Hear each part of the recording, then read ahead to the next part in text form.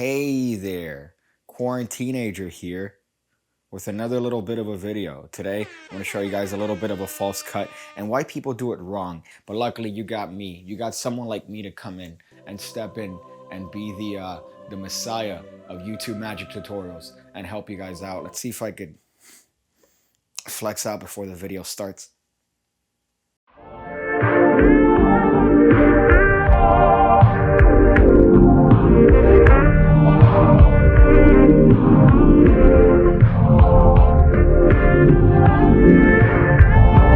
So everyone's quarantined. We're all losing their minds. They've closed bars down for the next 30 days. So you can't even get trashed. All right. The only thing you can get trashed on is what? White Claws? Huh? What am I? Xavier Spade? Huh? We should be looting. All right. We should be looting. But instead we're inside. And because of that, I've decided, you know what? I'm going to make some videos. I'm going to make content more often because you're inside. You need some stuff to watch. And what better watch than this channel? All right. What better watch than sitting there in your house and watching a short, half Latino, half Arabic individual show you magic tricks, okay? What better way to waste your time than this? So today we're going to talk a little bit about a false cut. Now, the reason this false cut has been brought into my massive psyche is because I was watching a recent episode of Scam Nation, previously known Scam School, and there was a little bit of a conversation as to a little bit of a false cut. And I got to thinking, I remember the first time I saw this false cut was Doc Hilford back in the day. Doc Hilford is this tall mentalist. Here I'm going to show you guys just a couple thoughts on this false cut, which I think is a good one. It's a good one. So let's cut to the crotch cam and show you guys what I mean. You know, I say crotch cam, but it's mostly chest.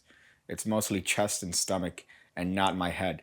Even though my crotch is about, I would say 10% of the shot, but trust me, it's going to be 100% of your dumb vagina. So here is the actual false cut in question. It looks like this.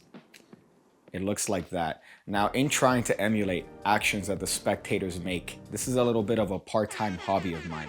I like to replicate things that spectators do and kind of add a little bit of a twist to it. So for example, this is something that I've seen spectators do before, this little way of mixing cards. So I thought, that looks like a very nice way of doing a false shuffle, which in fact that was. So replicating things like that spectators do naturally is something I tend to like doing.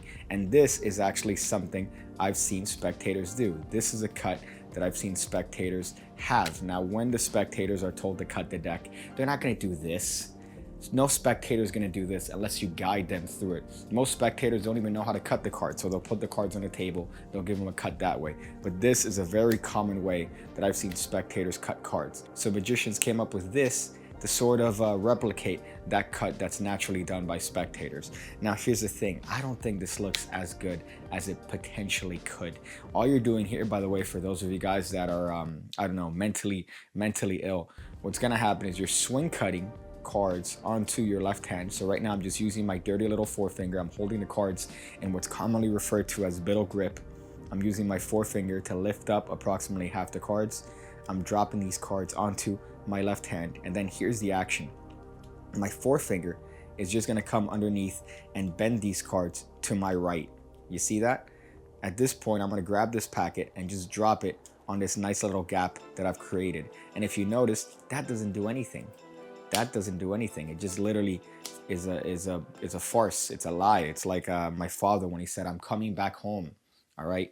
Actually, he said it a little bit like this: "Ah la la la la la la la la, durka durka." So here, I don't think it looks as good because we're trying to replicate this. We're trying to replicate this action. But we decided to add one more step, which is this swing cut, which is a necessary movement because we're trying to do the same action that the spectators have. So instead of having this two action movement here, what I thought is to try to duplicate what the spectators are doing. And the way we do that is by minimizing the actual swing cut portion of this false cut. So instead of having this brazen just lifting up of the card, I think that the best way to remediate this is by having such a minor swing in this particular case that we're using our forefinger. We're having our fingers in the front. We're going to use our forefinger to lift that card up ever so slightly. So right now we're just lifting the top half of the deck ever so slightly, and that's going to be enough to take that packet onto the right hand. So at this point, it's not this overt action. It's almost a covert action of this packet just separating enough so that we could take it with our left hand. So instead of having that large gap, we're just gonna have a small gap. So we're just gonna have a smaller gap here, and the hand obscures the majority of that gap. So that is what I'm trying to emulate here. And it's more of an action that's akin to this movement as opposed to this overt action. So let's go over what I mean now. So in this case, we're gonna hold the cards on the left hand just like this. We're gonna make sure that the fingers are covering the front here, and our right hand is gonna come in from the top with our forefinger approximately near the middle of the deck. Now this is different than before, because before we're just getting into the swing cut and then doing the action. So here, we're just gonna lift up the cards ever so slightly, enough that we could actually take it and swing it onto the left hand, but without an overt action. So here, our fingers are masking the action. We're lifting the cards. So right now, if you notice, the cards are lifted. I'm gonna swing those cards onto my left hand just enough so that I could take it and put pressure with my left thumb. So right now, my thumb is putting most of the pressure, so I could take that packet and keep it into mechanic's grip in the left hand. So after you put pressure with your left thumb on top of the upper half, we're gonna bring our right hand out towards the right, which is going to contain the bottom half. And now we're gonna continue the same action as before, where we're swinging this to the right. We're taking this and we're dropping it in the back.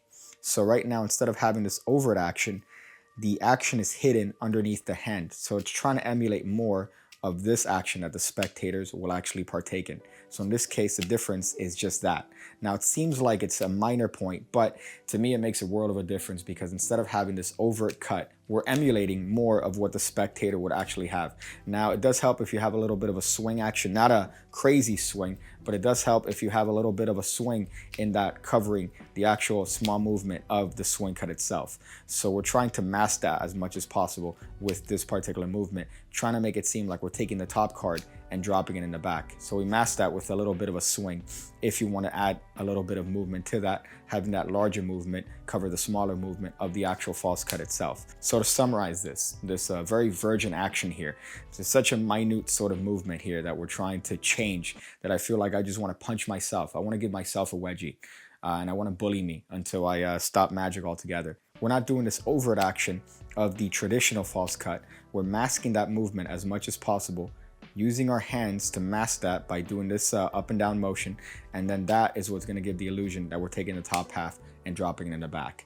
I know, it's a large video, all right? This is a long video for such a small action, but you know what? I think it's worth it. I think that little minute change is enough to make it, instead of a very overt and I think badly done false cut, into something that actually looks deceitful, deceitful. I think those are good. So it makes it less of an overt action, more of a covert action, more of a hidden movement, which is something that I think adds to it. I know, this is the sort of stuff that you only think about when you're not allowed to leave your house. But ultimately, it's gonna be up to you guys. If you wanna do the first action, all right, where you're swinging it and dropping it up like some sort of abandoned puppy, you could do that. If you wanna do the second one that's a little bit more hidden, like my father, then you could definitely do that. It's up to you. You're a free elf. You could do whatever it is that you want. But that's the video. I hope you guys enjoyed it. I hope you guys do all the things that people do. And I think this is it for me, man. When you're discussing the differences between a swing cut, false cut, and you're breaking it down to such a minutia, I think that's the end. I think that's when you should pack your bags and go off into, I don't know, the sun.